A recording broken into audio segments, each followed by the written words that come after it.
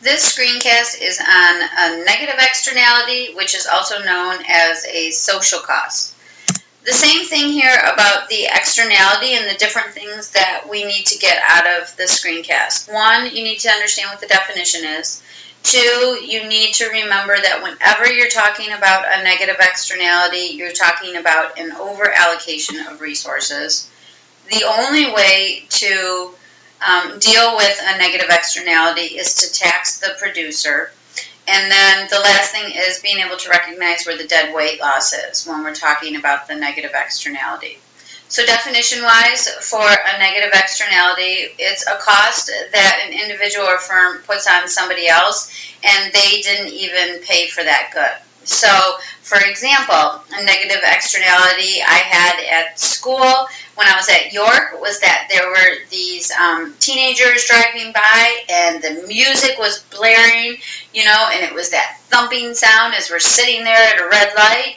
And I think I started to get a headache. And so the cost that was put on me, and I didn't pay for that car, but the negative or the loud noise that was coming from the car next to me was a negative externality. For sure, the number one example of a negative externality is pollution. So you have some factory or you have some product that's being produced and all of the pollution that is being put out into the air. Well, if somebody doesn't buy that good, they're still being negatively affected because of the air and the other things that they're breathing in. So that's what we're looking at here with a negative externality. The only way to deal with a negative externality is to tax the producer. And so you're always having a marginal social benefit.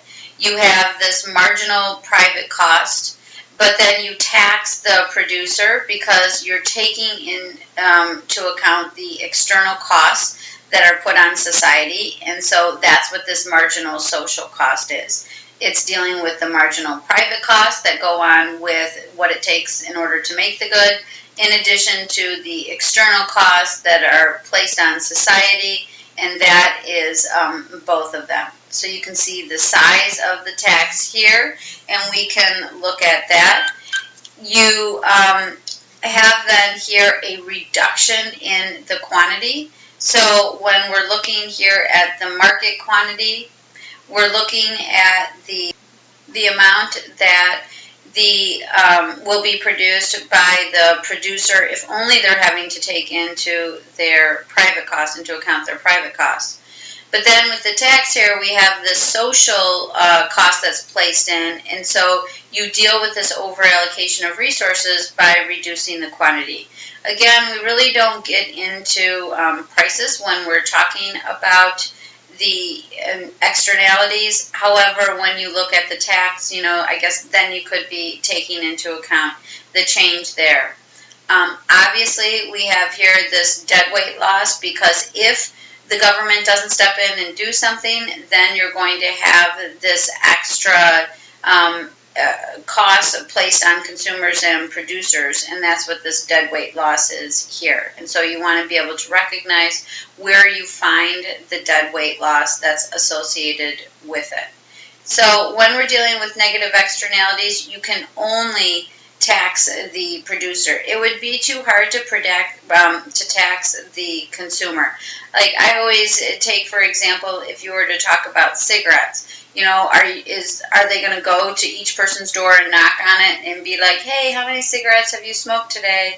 And then where they're going to tax you? No. Instead, they'll tax the producer, and then when people go and buy the cigarettes, that's how then you could then deal with who is actually going to pay that burden of the tax.